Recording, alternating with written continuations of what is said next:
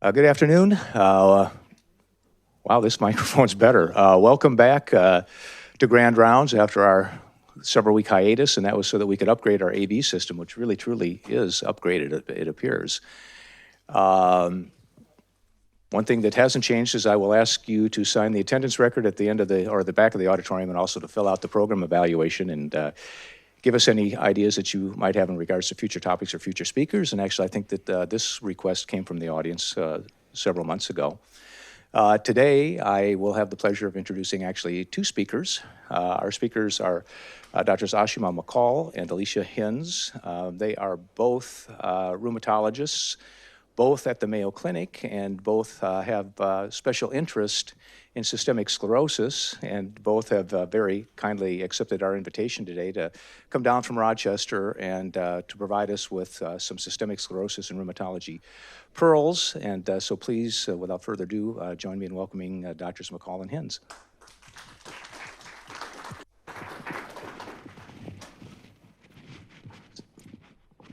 A very good afternoon, everyone. We are very pleased to be here, and thank you for the invitation. Thank you, Dr. Hallberg, for that wonderful introduction. So today, me and Dr. Hinze are very excited to share with you some rheumatology pearls in systemic sclerosis. I'm the subspecialty chair for our connective tissue disease group in the Division of Rheumatology at Rochester, and me and Dr. Hinze both together run our scleroderma clinic. So we don't have any disclosures, and I'll go ahead and review our objectives for this talk today. At the conclusion of this talk, we hope that you will be able to distinguish primary from secondary Raynaud's phenomenon.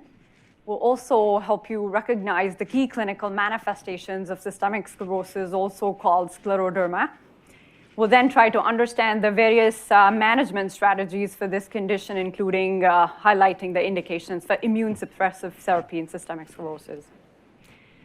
So we'll start this through a case-based clinical vignette.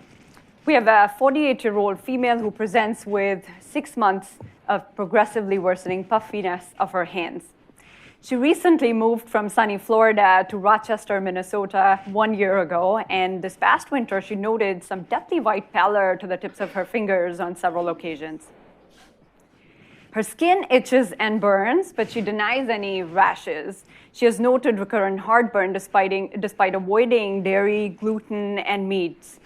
Her physical examination is pertinent for these diffusely puffy fingers, but she doesn't have any obvious joint swelling, synovitis, joint effusions, or warmth, no skin sclerosis that is obvious, no skin tightening over the body, no obvious calcinosis or telangiectasias. Her laboratory workup is pertinent for a fairly unremarkable blood count and completely normal comprehensive metabolic panel. She also has a normal SED rate, and her urine analysis is unremarkable. So what is the next best step in evaluating this patient, in your opinion?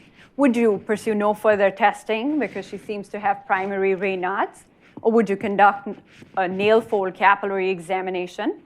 Would you check a rheumatoid factor and anti-CCP antibody that are markers for rheumatoid arthritis?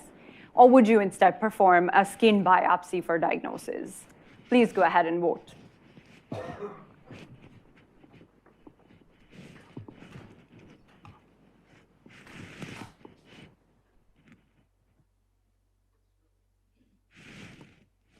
All right, I have about 29 responses here thus far. And we'll go ahead and see what those results are.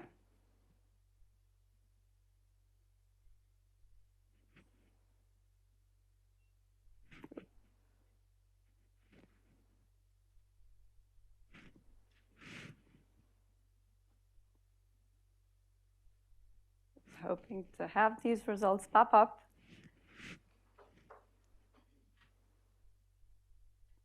So some issues with our audience response here, but I'll go ahead and start with discussion of our first objective, which is discussion about distinguishing primary from secondary Raynaud's phenomenon. So Raynaud's phenomenon was originally described by a medical student. Dr. Maurice Raynaud, in his medical thesis in 1862, first mentioned about this condition, which is a recurrent episodic phenomena characterized by a bicolor or tricolor change that classically affects the acral areas of the body, the hands and the feet. You initially see this very distinct sharp pallor of the digits due to complete loss of vascular flow from intense vasospasm. This is followed by a cyanosis or suffusion, which is the bluish purplish discoloration, as there is more deoxygenated blood flowing when there is minimal vascular relaxation. And this is subsequently followed by a reactive hyperemia leading to the red, numb, tingly, painful, and uncomfortable digits, subsequent to which it completely resolves until another episode takes place. The triggers for this condition are typically cold exposure or stress, and it most commonly, as I mentioned, affects the fingers and the toes. It can also impact the ears, the tip of the nose, or there are also reports of the nipples and the tongue reported in the literature. Raynaud's phenomena happens due to intense vasoconstriction in the digital arteries and the arterioles, impacting the acral vasculature, which is typically also responsible for maintaining not only a nutritive but also thermoregulatory role in the body. This is done through the means of these arteriovenous shunts that constrict and dilate to conserve or release heat based on the ambient temperature exposure. Vascular tone is also maintained by a number of other complex factors, including soluble mediators like endothelin-1, which is a vasoconstrictor, along with other things like stimulation of the alpha-2C adrenoreceptors on the vascular smooth muscle. There are other soluble mediators like thromboxane that is released from the platelets, along with angiotensin II that can mediate vasoconstrictive activity. On the other hand, there are soluble mediators like nitric oxide or cyclic GMP. There are mediators secreted from the platelets like serotonin, which mediate vasodilation. And in Raynaud's, there is a drastic imbalance between the vasoconstriction versus the vasodilatation that leads to the significant vasospasm. But there are secondary forms of Raynaud's where there is endothelial injury and damage that can further promote an activated immune phenomena, oxidative stress that damages the endothelium to release more of these vasoconstrictive neurotransmitters. There's increased platelet activation and aggregation that can contribute to a hypercoagulable state, eventually leading to activation of endothelial proliferation, intimal narrowing, and complete occlusive vasculopathy in certain conditions like scleroderma. Raynaud phenomena can be classified into two main types based on if there is an underlying condition causing it or not. And primary is the idiopathic variant, where typically people cannot see an underlying disease or a drug driving the condition. This is typically characterized by a reversible vasospasm. It is generally benign, starts in most people in their teens and 20s, and is often symmetric in presentation. It can be seen in a variable prevalence in the general population, very common in Iowa and Minnesota, of course, and higher altitudes. Secondary Raynaud's, on the other hand, is characterized by not only vasospasm, but also the component of structural vascular disease, as I was mentioning earlier. This, on the other hand, compared to primary, which was more symmetric, has a tendency to be more asymmetric. Sometimes it can affect one extremity or even a single digit. And this is associated with a greater risk of tissue ischemia, necrosis, ulceration, gangrene, and even amputation. So this is your more malignant variety of Raynaud's that needs to be caught early and treated aggressively. Secondary Raynaud's can have a number of underlying conditions driving it, anywhere from compression of a cervical rib over the subclavian artery, which can cause Raynaud's-like symptom in a particular extremity, or a large atherosclerotic plaque in a large upper extremity vessel. There can be inflammatory vascular disease that can be driven through smoking and nicotine metabolites, which is Berger's or thromboangiitis obliterans. There's a lot of occupational exposures like vibrating instruments that can also contribute to development of Raynaud's in one particular hand. If they're right-handed, more common to develop on the right side. The number of drugs, in particular, I would like to highlight the important role of amphetamines, which are vasoconstrictors, commonly used in our young population for ADHD. Those stimulants often cause Raynaud's in young girls and boys. Also want to highlight beta blockers, which are commonly used for hypertension and maybe the culprit for this. Interferon alpha and beta, also used for multiple sclerosis, is another common culprit to keep in mind. A number of hematologic conditions can be associated with hyperviscosity, particularly myeloproliferative disorders, cryoglobulinemia, which are associated with cold-induced proteins, and hence the cold exposure can trigger Raynaud's in those conditions. There's also medical conditions like hypothyroidism or carpal tunnel syndrome, a previous history of frostbites that can predispose to Raynaud's. Again, why we rheumatologists are interested in Raynaud's is because a number of our rheumatic conditions are associated with Raynaud's as a symptom. And when we think about rheumatic disease, on the top of the list is systemic sclerosis, also called scleroderma, where 95% or more of the patients are going to have Raynaud's as one of the earliest manifestations of disease. It can classically present anywhere from 6 months prior to even decades prior to the onset of any other visceral complications. It can also be a feature of many other scleroderma spectrum disorders, and that entails mixed connective tissue disease, overlap syndromes, inflammatory myopathies like polymyositis or dermatomyositis. Raynaud's can also be a feature of lupus, rheumatoid arthritis, Sjogren's, vasculitic conditions, as well as antiphospholipid antibody syndrome, but not as commonly present as in scleroderma. It's important to keep in mind because it may be the only sign and one of the earliest signs preceding the onset of disease in the heart or the lung or a major organ system like the brain or the kidney. It can be a sentinel sign of an underlying systemic disease and should be focused on, especially when it starts after the age of 40, typically when we think about secondary Raynaud's. So when we start separating primary from secondary, these are the key points that Leroy and Metzger came up with in their publication from 1992 that must be kept in mind. And of course, we want to rule out the presence of an underlying disease causing the condition, but also keep in mind this is likely to be primary when it's more symmetric. There's the absence of any digital ischemia. There's normal capillaroscopy, a normal SED rate, and a negative ANA, classically characterizing this condition, and there are always exceptions. But I'd like to draw your attention towards this point, the normal capillaroscopy and what that means. So this is what normal in the upper portion looks like in comparison to the bottom, which is abnormal capillaroscopy. And these are Nailfold capillary loops.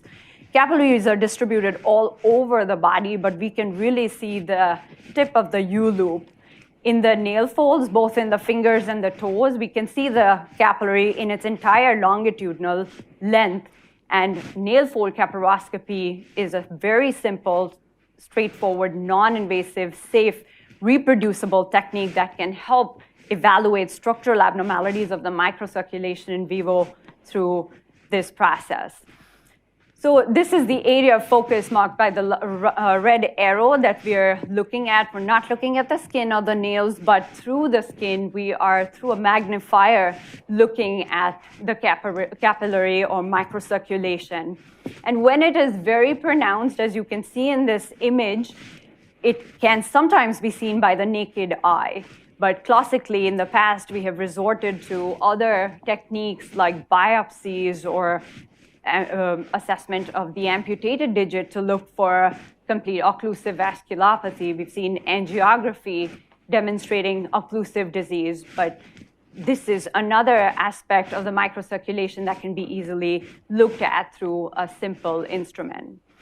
There's a lot of different techniques that can be utilized to assess this, and these are a few of those mentioned here.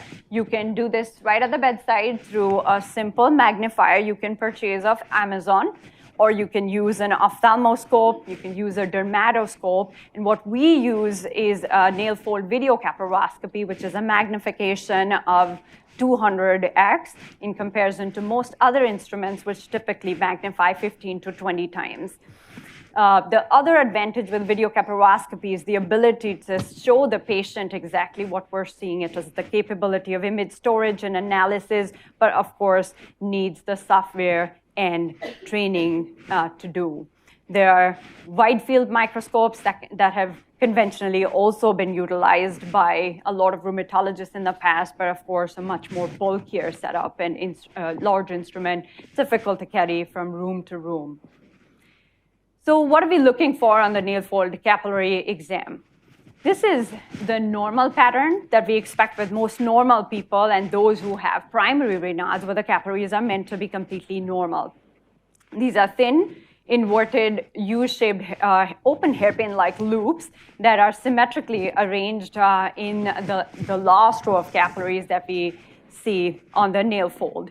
They're typically very thin and less than 20 microns in diameter. When they increase to more than that, they're called capillary ectasias, and beyond 50 microns is what is called a giant capillary loop, which we will review in the next slide. There's typically about 7 to 14 of these loops in 1 millimeter over the Nailfold when we examine, and with certain conditions like scleroderma, there is avascularity or capillary dropout, so the capillary density drops off. So you can see that these images look very, very different from what I showed you in the previous image. You can see a number of dilated capillary loops in the top image, some of which are the giant capillary loops I was talking about. The brown on top is the microhemorrhages, and below that you can see some distorted capillary architecture. They don't look like those beautiful U-loops that were arranged in a fine symmetric pattern. In the bottom slide, you can also see a lot of distortion of the architecture, complete loss of capillary density, and a lot of what we call neovascularization characterized by these tree branch-like structures. So these are all markers of microvascular damage that can be seen in more than 90% of patients with scleroderma and can help you to assess patients who have secondary Raynaud's and certain other changes like puffy fingers, for example, which may be a very early sign of disease, and get them to pursue workup in the right direction.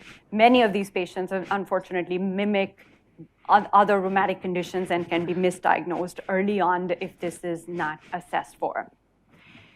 This is one very nice study that was done on over 500 patients with Raynaud's that were followed for the next 10 to 15 years to see how many of these patients actually went on to develop definite scleroderma. And over time, it was noticed that patients who had Raynaud's, along with Nailfold capillary abnormalities, in conjunction with the scleroderma-specific antibody marker on blood work, close to 80% of them over time developed scleroderma.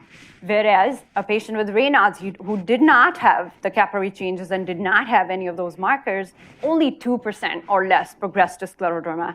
So it's a very good way to prognosticate an individual with secondary Raynaud's. If you don't see these changes and don't see any scleroderma markers on blood work, the likelihood of going in that direction over time exceedingly low. But if you have this bad combination of those three things, the chances are 1 in 2 at 5 years that you're going to develop scleroderma, and close to 80% at 15 years or so. So keeping this in mind is important. Coming back to our question, so here we wanted to look at what was the next best step in evaluating our patient with some puffy fingers, Raynaud's that started at the age of 47. And we would like her to be assessed further. This definitely, let's try to see this once more. And if it pops up, the answers. I have about 13 responses so far. All right, perfect. So the audience is very well informed now. I don't know the pretest results though, so I cannot judge you. But everybody definitely got the message here, so we're perfectly all correct here, 100% doing a Nailfold capillary exam. But clearly, this was not primary Raynaud's starting at the age of 48. RF and CCP are rheumatoid arthritis markers, and as I mentioned, some of those puffy fingers can sometimes deviate you in the direction of rheumatoid arthritis, but when you hear Raynaud's, take scleroderma and scleroderma spectrum disorders into your differential diagnosis. Skin biopsies are not typically performed in the clinical setting. They're more done in the research arena for scleroderma, and they are also done if you're thinking about other mimics to scleroderma, like scleromyxedema, for example. So with that, we will move on to reviewing a little more about systemic sclerosis. This is a very complex, disfiguring, and unfortunate condition that can be associated with not only vasculopathy, but an autoimmune dysregulation as well as widespread fibrosis that not only impacts the skin, but many, many other organ systems. It typically impacts women between the ages of 40 to 60, with a prevalence of about 250 to 400 cases per million, and 10 to 20 cases per million that are new every year. This is a nice slide that sort of summarizes what extends beyond the S of scleroderma. So skin sclerosis, thickening or tightening, is the hallmark of the condition, but really this disease can impact so many other organs, particularly the heart and the lung, which is a major contributor to morbidity and mortality, the vascular system, the GI tract, as well as a number of hormonal and endocrine issues, the kidney, arthritis, myopathy, tendinitis are very, very common features in these patients. Unfortunately, this heterogeneity makes it very complex to diagnose besides its rarity, the absence of any diagnostic criteria, and the absence of any single diagnostic lab marker. The overlap of symptoms with many other rheumatic conditions make it further complex to get to this condition in time. When we think about scleroderma, the term sclero and derma is derived from Greek words that mean thick or tight skin.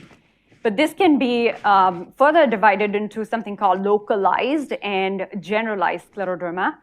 Among the localized scleroderma variants, we see morphia and linear scleroderma. These are very different conditions compared to generalized scleroderma or systemic sclerosis. They typically occur in the pediatric population.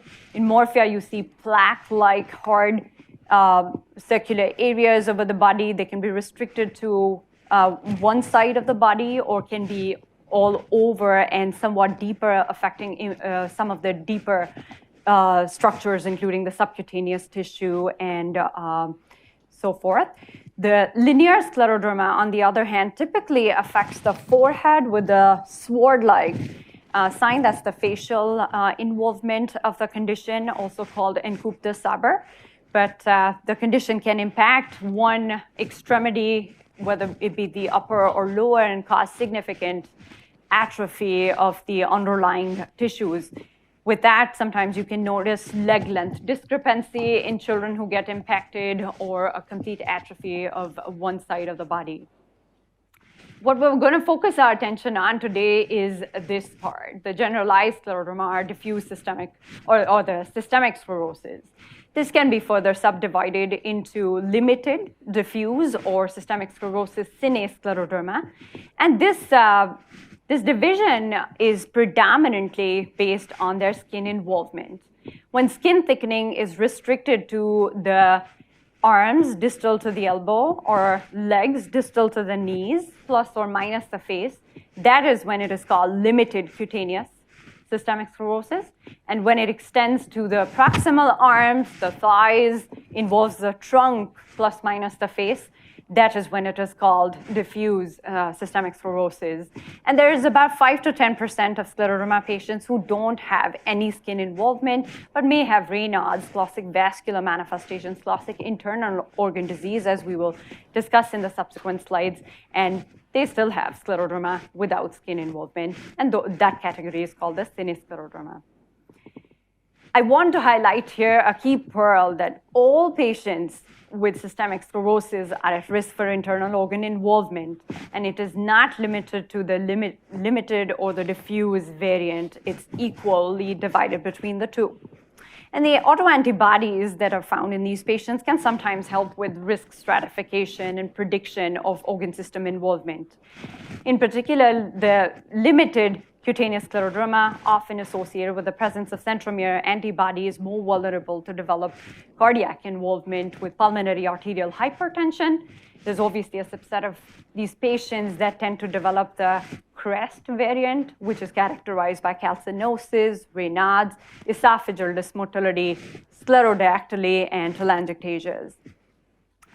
The patients who have SCL70 or topoisomerase antibody can have limited or diffuse skin involvement, and often they have progressive, rapidly progressing interstitial lung disease. RNA polymerase 3 is an antibody I would like to highlight because this is not commonly checked when scleroderma is thought of.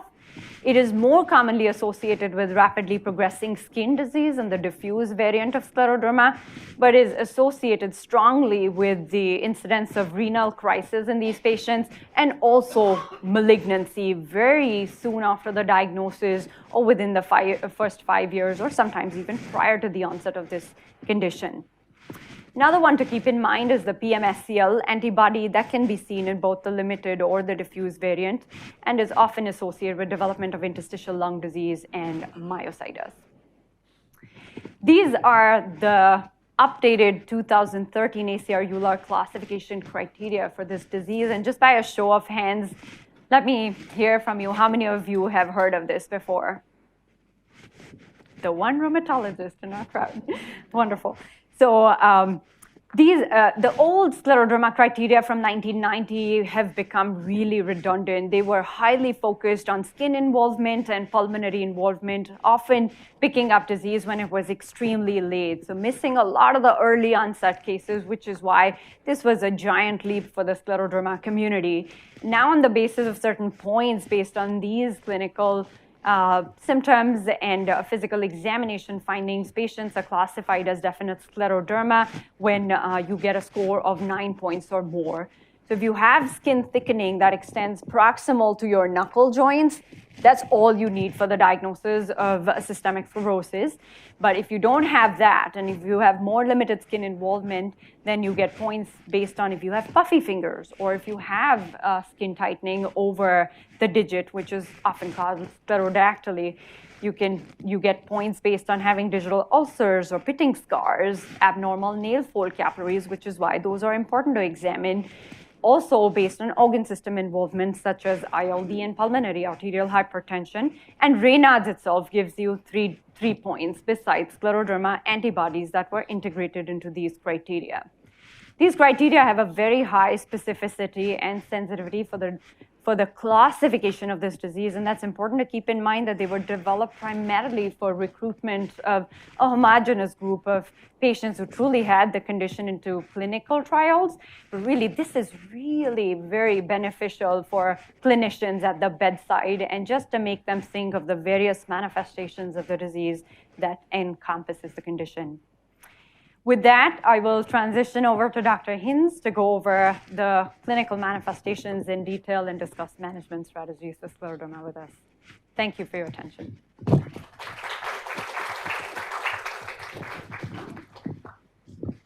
Dr. Makol. And thank you so much for just your interest and your invitation for us to come and chat about something that we're both very passionate about. I'm going to go ahead and pick up where Dr. Makol left off, talking in further detail about some of the clinical manifestations that we see in systemic sclerosis and the ways in which we approach the management of this population. The first thing that we do for any patient that we are seeing in clinic for which systemic sclerosis is a diagnostic consideration is we really want to try to identify what organs are involved. Remember, as Dr. Makol said, any patient, regardless of the level of skin involvement that they have, can have internal organ manifestations. So we really want to identify that up front. There's often some questions that are posed to us as to which patients should receive immunosuppression in the context of their diagnosis and which patients should not. So just to kind of separate these out up front, and we'll talk in further detail. Patients, the manifestations that we focus more on the symptomatic management of would include Raynaud's, GI dysmotility, pulmonary hypertension, as well as scleroderma renal crisis. The manifestations of scleroderma that would respond to immunosuppression if instituted at key times would be the diffuse cutaneous skin disease, the progressive interstitial lung disease, inflammatory arthritis, as well as myositis. So we'll start with the management of Raynaud's. As Dr. Makol has already mentioned, this is really a syndrome in which there's an increased sensitivity or vasospasm with response to cold. So the very first and foremost thing that we counsel all of our patients is to try to avoid the cold. Now, this is easier said than done, especially in this region, but we certainly really try to stress trying to keep extremities warm as well as the core body temperature warm in order to actually avoid the attacks. There are patients that do, however, need pharmacologic management. Our first line that we start with is calcium channel blockers, provided that they do have a blood pressure that could sustain a little bit of a potential drop with the initiation of calcium channel blockade. These are overall cheap, so it's generally easy for patients to obtain, and many patients can get some relief in at least the severity of attacks with initiation of these drugs. In patients also that have digital ulcerations, this is another reason why we do want to try to improve the flow of the blood to the digits for healing. If patients are unable to achieve adequate management on a calcium channel blocker alone, we will consider the use of a phosphodiesterase inhibitor. So these, the common name, Viagra is one of them. This also is called Revatio, but that'll be one of the most common ones that we will try to add on to therapy. Some patients do start with this as their initial therapy as well too. Others, if they're having, specific attacks, not super common, but pretty severe attacks, sometimes just topical nitroglycerin can be very helpful for these patients. It is important to recognize and understand, though, if they are having repeated attacks and they're using it on a daily basis, there is a tachyphylaxis that occurs with the use of nitroglycerin and it becomes ineffective. Something, of course, to keep in mind, while the systemic absorption of nitroglycerin is low, you would not want to use nitro as well as a phosphodiesterase inhibitor at the same time, or you can have a precipitous drop in blood pressure.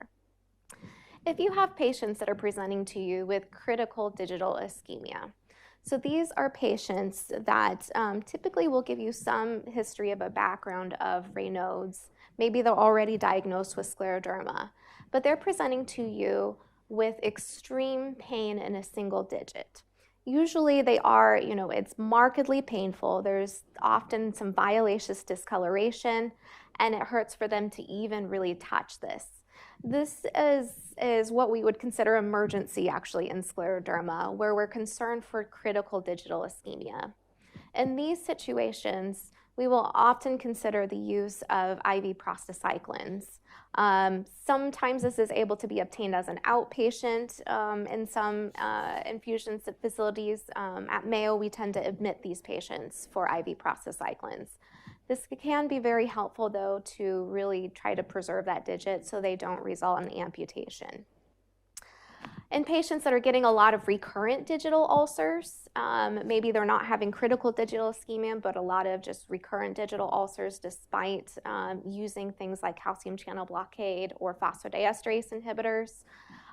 There have been some studies that have supported the use of bosentan to try to reduce recurrent digital ulcers. This can be very difficult to get with insurance, but there are studies that do support its use. Sympathectomy has been used in the past. We use this actually very rarely. We often will get an initial response with the pain and potentially some improvement in the ulcerations, but inevitably patients often will have recurrence of symptoms about 3 to 6 months down the road. Moving on to some of the cutaneous manifestations of systemic sclerosis. So some of the most common cutaneous manifestations that we would see, given the fact that limited scleroderma is the most common, would be actually the puffy digits or tightening of the fingers over the hands. These are really, it's one of the earliest cutaneous signs of scleroderma. It can either be puffy digits, where patients will notice themselves that their fingers just feel a little bit harder to squeeze. They're puffier, having harder times getting rings of the fingers, and you are unable to appreciate some of the natural tapering of the digit distally. Actually, when this has been looked at in patients with Raynaud's, puffy digits, as well as a positive ANA, the predictive value for these three things together for developing scleroderma in the future is 89%. So this is certainly one of those pearls, if you're seeing this combination, to think that scleroderma is a very likely possibility. You can also see if there's a little bit more advanced fibrosis. We do call this sclerodactyly, and that's appreciated a little bit more over the proximal fingers, and you can actually feel thickness of the skin when pinching it. In order to identify or determine the degree of skin thickness, we use something that's called a modified Rodnan skin scale. It's really not all that complex, because what we do is we actually pinch the skin. So we pinch the skin actually in 17 different locations, and we grade that from on a scale of 0 to 3, with 0 being absolutely no feeling of thickness of the skin when pinching, and that's just demonstrated in A, that's normal skin, all the way down to a 3, in which we cannot even actually pinch the skin due to the degree of fibrosis that is there.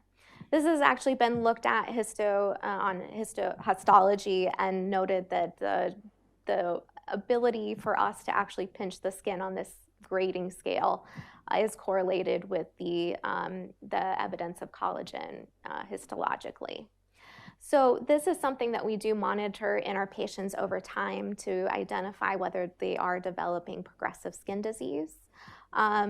There's actually 17 different body areas that we will look at, and our maximum score overall is 51. Really, in terms of treating the skin disease of scleroderma, timing is key. So in patients that are developing diffuse cutaneous disease, so they're developing cutaneous fibrosis that is extending past their elbows, is how we define it, or in patients who we have a large, really high suspicion that they're going to develop really progressive skin disease based on their antibody type, for example, being RNA polymerase III. We want to try to initiate cutaneous-directed immunosuppressive therapies as soon as possible. There's an active phase of skin disease between about 12 to 18 months, in which we will see that progressive fibrosis or thickening of the skin involving different regions of the body, usually moving from distal to proximal, but face can kind of have its own pattern as well as abdomen. And really that goal is to catch it on the upswing. Unfortunately, our medications, they aren't meant to actually cause reversal of the fibrosis so much as they are meant to try to stop further progression.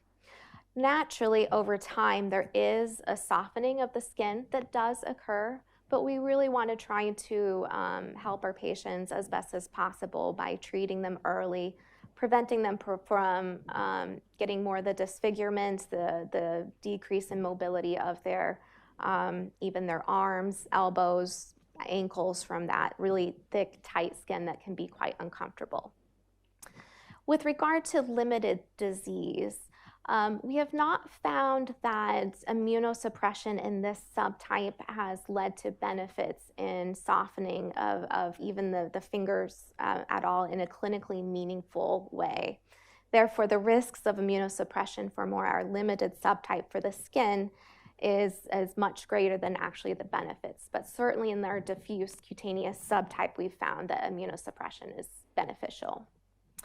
The two medications that we've really studied in detail is actually come from post hoc analysis of another lung trial in which we looked at what the skin was doing over time. And we did find that over placebo, that which you can see in green here, that the cyclophosphamide as well as the mycophenolate did result in improved skin scores over time. We tend to actually use mycophenolate in further first and before we consider cyclophosphamide, because the toxicity profile of CellCept is much better than Cytoxan. Reviewing some of the other cutaneous features, which can be significant keys when you're examining or looking at a patient, even talking to them in a visit, is that patients will have a certain degree of a loss of the vermilion border of the lips and can develop a pinched nose. Other patients will, and we see this often, that they'll develop a decreased oral aperture in which they have difficulty opening their mouth, or perhaps their dentist has commented to them that they're having a lot harder time cleaning their teeth. The other thing that is present is the scleroderma neck sign, in which when patients tip their heads back, you can actually see almost little rugated areas of their neck that seems to be really actually specific to scleroderma and is more of a fibrotic feel when you're palpating it. Other things that can be very noticeable or very subtle can be the presence of telangiectasias. These are matted telangiectasias in our patients with scleroderma, and they can be present on the face, the tongue, the lips, and the hands. In patients that only have a few and are really quite bothered by them, pulse dye laser can be very helpful with repeated treatments over time to get rid of them. They do tend to come back over time, but it's certainly something that can be offered. One of the important pearls is that the increasing, if you have a patient with scleroderma or suspicion for scleroderma that is developing several new telangiectasias, this is actually associated with the development of pulmonary arterial hypertension and should key you into thinking about potentially, especially if they're complaining of any complaints of dyspnea, to really increase your thoughts of screening for this complication. Calcinosis is the other cutaneous manifestation that we can see. It's usually or often found over the extensor surfaces as well as the tips of the fingers. There's several therapies that have been tried. Unfortunately, there hasn't been a lot of success with many of our systemic therapies to try to get rid of the calcinosis. The key things for management here is to avoid trauma to these regions, as that tends to result in additional calcinosis accumulation. And in patients that are really bothered by it, it's really a risk sort of benefit ratio. These can be excised, but we often discourage this as excision of the calcinosis ultimately leads to tissue damage. And when we have tissue damage, that tends to be the site where calcinosis likes to form, so this often comes back. Moving on to the pulmonary complications. The pulmonary complications of scleroderma is the leading cause of mortality in our population. So pulmonary fibrosis accounts for about 35% of the deaths, and then isolated pulmonary arterial hypertension accounts for another 26%, for a total really of overall 60% of deaths attributed to pulmonary causes. Myocardial disease is closely followed at 26% as well too, with renal crisis being lower at 8% and then GI manifestations being lower at 5%. Starting with the pulmonary complications and reviewing interstitial lung disease, if we were to take any patient with scleroderma and do a high-resolution CT, we're going to find ILD in up to 90% of these patients. However, only a subset of these patients will develop progressive disease.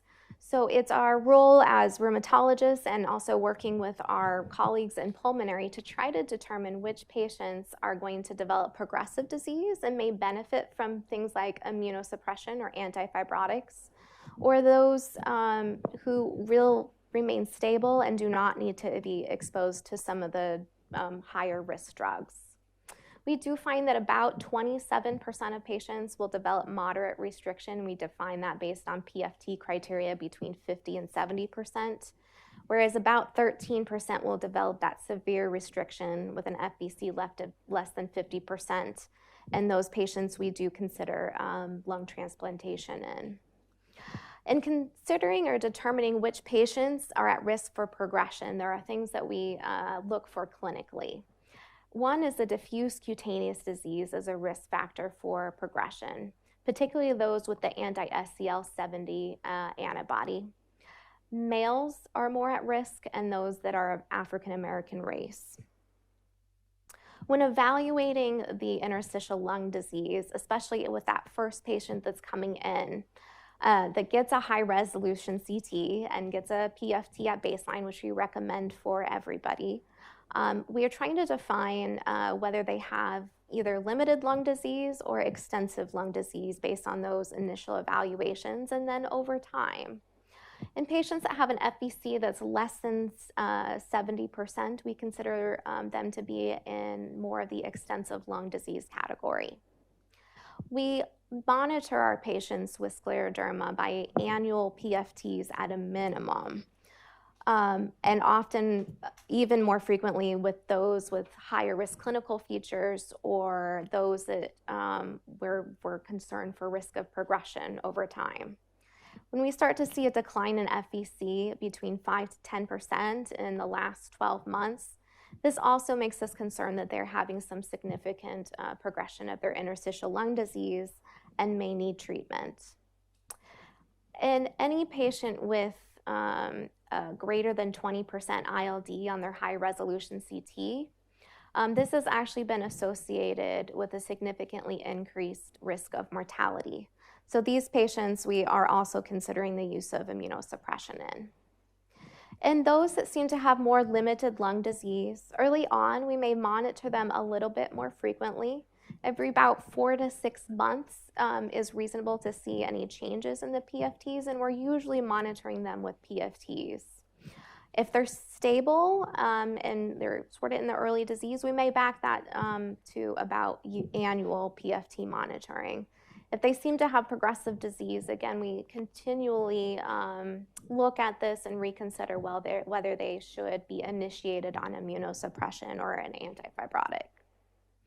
The immunosuppressives that we do use typically is mycophenolate, has been used based on our studies of having efficacy. We may, the studies have been in for 2 years' time. We often will extend this longer, pending upon their response to therapy, how their PFTs are trending over time. Cyclophosphamide has also been shown to be better than placebo, again, given the toxicity profiles and the equivalency between both CellCept and cyclophosphamide in treating the lung disease. We tend to choose mycophenolate. What is actually incredibly exciting is about 3 weeks ago, our very first drug in scleroderma got approved, and it was for the treatment of lung disease. So nintedanib is now approved by the FDA as treatment for interstitial lung disease and scleroderma. This is an antifibrotic agent that has been used in the in the treatment of IPF. We're still learning as a community which patients nintedanib is best used in, but it's certainly exciting that we now have our very first drug approved in scleroderma. There's also some clinical trials going on combining both immunosuppression and antifibrotics for treatment. Another pulmonary manifestation is pulmonary hypertension. About 10% of our patients, even maybe a little bit higher, can develop pulmonary hypertension. There are several types of pulmonary hypertension, as you know, and actually our patients can develop either pulmonary arterial hypertension, affecting really that pulmonary vasculature, and can be amenable to therapy with vasodilators and endothelin receptor antagonists, which I won't get into detail. I'm not a pulmonary hypertension specialist, but there's certainly therapies that can be used for pulmonary arterial hypertension. So this is something that we don't want to miss for our patients. They can also develop pulmonary hypertension secondary to ILD or pulmonary hypertension secondary to left heart disease. So getting the pulmonary hypertension specialist involved early on in these cases to try to determine best therapy for these patients is key. In order to understand which patients may need to be referred to a pulmonary hypertension specialist, we use echocardiograms. At a minimum, we screen our patients on an annual basis with echocardiograms. We've learned that if we just simply monitor patients for the symptom of shortness of breath without doing any echoes and then refer them to a pulmonary hypertension specialist when they have these symptoms, that they have significantly worse survival at 1, 3, and 5 years than those that have more of an echo-triggered referral. Things that we're looking on an echo would be an RVSP that's greater than 40 to 45 range, or that tricuspid regurgitant velocity that's greater than 3. There's actually some specific algorithms that we'll use in clinic that are a little bit more detailed than I will get into with this talk that can also be useful for referral. Also, those screening PFTs that we're doing on an annual basis, those can also be helpful if we start to see a drop in that DLCO, especially in the absence of any ILD. I'll briefly touch on the cardiac manifestations. We're still trying to actually define heart disease and systemic sclerosis. We've seen, however, that conduction blocks are more common in our population. We are also seeing that diastolic dysfunction is very, very common in our population. It's thought that the cardiac disease that we are seeing in our patients is due to underlying fibrosis of the myocardium. There's been several autopsy studies, especially early on, that have shown that there is a certain degree of myocardial fibrosis in most patients with scleroderma. So these are some of the features that we are certainly looking for, both on EKG, if patients are coming in with symptoms, that we want to assess for as well, too. Things like diastolic dysfunction, perhaps even addressing some of the modifiable risk factors such as hypertension, obesity, may help these patients over time, as it's been associated with a higher risk of mortality in scleroderma that has diastolic dysfunction. Briefly touching on scleroderma renal crisis. So these patients are presenting with an acute rise in blood pressure, really in about 90% of cases. There are about 10% of our cases that don't present with this acute rise in blood pressure, and often these are patients that are already on some antihypertensive therapy. Patients will develop fairly rapidly progressive oliguric renal failure, and they will also have a microangiopathic hemolytic anemia. Risk factors for this include early disease, so those that are in their first 0 to 3 years. Those with diffuse cutaneous disease are at risk. Actually, the RNA polymerase antibody is associated with about a 24 to 30% risk of those subset of patients getting scleroderma renal crisis. Those with tendon friction rubs, which is a physical exam finding of kind of almost a leathery tendon feeling as they're moving their joints. And those with exposure to steroids. So this is a huge one because many patients that are coming in complaining of maybe some joint symptoms or some concern for inflammatory activity may be placed on steroids. But these, in the subset of scleroderma, we're very cautious about steroids because even steroid doses greater than 15 milligrams triples the risk of scleroderma renal crisis. And even 1 milligram of prednisone, each and every milligram of prednisone increases the risk of death from scleroderma renal crisis by 4%. The treatment for scleroderma renal crisis is really prompt recognition as well as initiation of ACE inhibitors. We aggressively titrate the dose. So most of these patients are admitted to the hospital so that we can use captopril, which can be dosed every 8 hours. And each time we're trying to increase that dose of captopril until we start to actually see the blood pressure respond. It's important to note that most patients probably will develop a little bit of rise in their creatinines, but not to get worried. we often will see a little rise in the creatinine with the captopril, but in order to shut off the process to preserve as much renal function as possible, we'll continue the captopril, we'll dialyze if needed in order to stop this process. We're really trying to get the patient's blood pressure to their baseline within about 72 hours or less. And often what you will see is the microangiopathic hemolytic anemia. This process will actually improve with treatment. So even if the creatinine does not lower immediately, if you start to see that microangiopathic hemolytic anemia improves, this is a very good sign that you're getting control of the process.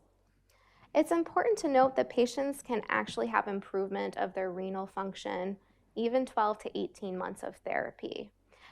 After this, if a patient is on dialysis, it's been about 18 months, then we will consider renal transplants at that time, as patients do better with transplant. Touching on the GI manifestations. So there's several manifestations that we can see in scleroderma.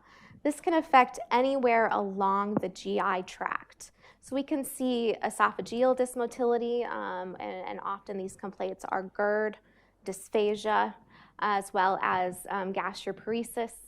Another common one would be gastric antral vascular ectasia, or GAVE. So patients are presenting with iron deficiency anemia often, and this is a key point.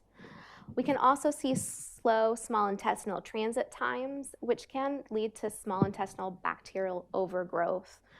Pseudo-obstruction, patients may present to the hospital with findings of actual obstruction, look like obstruction, but it's really related to this slow small intestinal transit time. It can also have a lot of troubles with constipation. One of the helpful things that can be done is actually a whole gut transit time that will look at each individual section of the GI tract and determine where the motility issues are coming from. I've had patients with severe refractory GERD that we've literally maxed out all therapy with PID, PPIs, and found that, the problem's actually further down on the GI tract, and actually maximizing therapy there relieves their GERD symptoms. So something to keep in mind. You're all pretty familiar, I'm sure, with the treatment of GERD with H2 antagonists, PPIs. We can sometimes find that buspirone can be helpful with increasing lower esophageal pressure.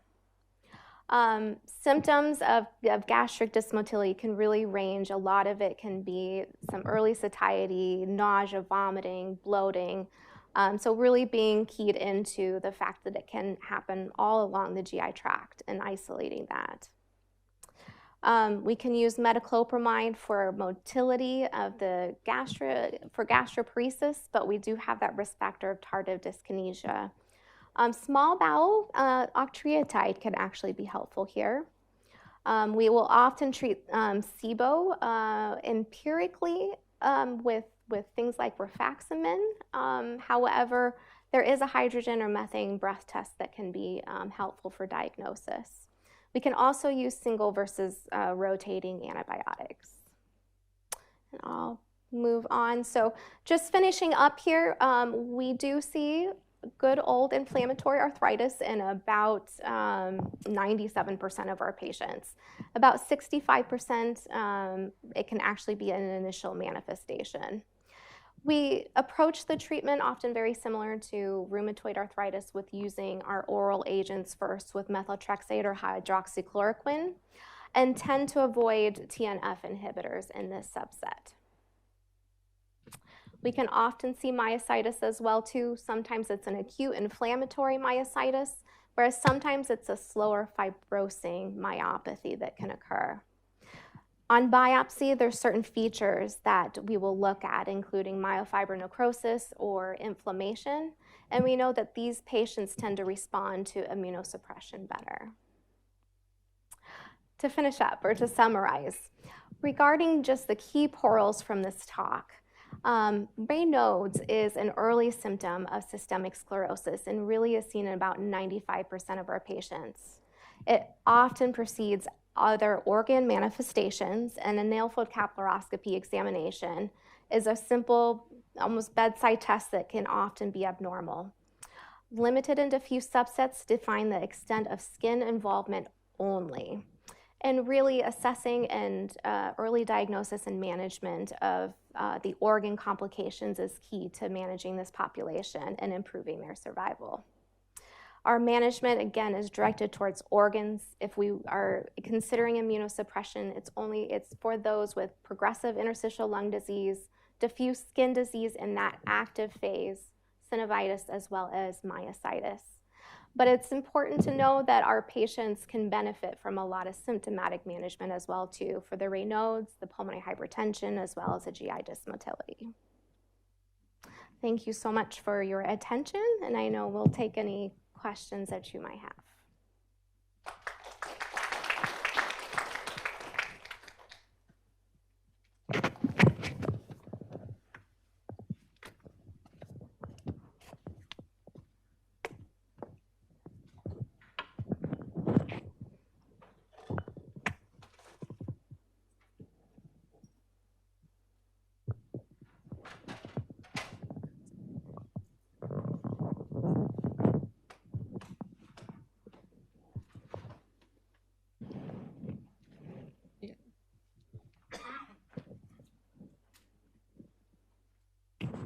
Thank you for your presentation. Excellent.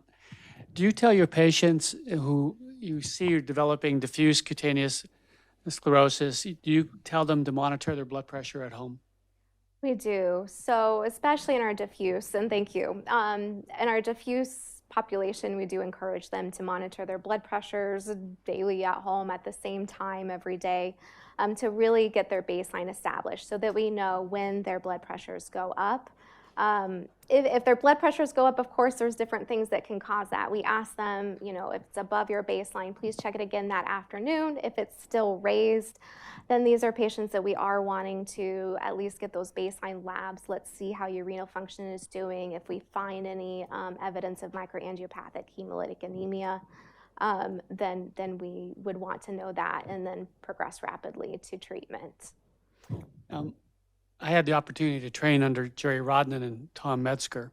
Oh. And one of the pearls that we saw clinically when you're worried about renal crisis is that when you look in the eye grounds, you'll see grade 4 retinopathy.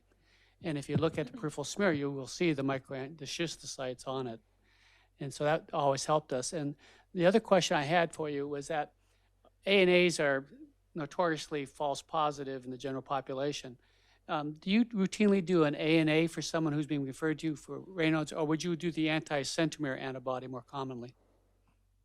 We always start with the ANA test. There are particular patterns that are, pointing towards scleroderma, in particular the centromere pattern on an ANA or a nucleolar pattern or high pointers in the direction of thinking along the lines of a scleroderma spectrum disorder. But if the ANA is positive, and sometimes even when it is negative, because we know that a good, anywhere from 20 to 30% of patients with scleroderma can be ANA negative, we still go on, depending on our clinical suspicion, to test for the SCL70, the centromere antibody, and RNA polymerase 3 in particular. Thank you.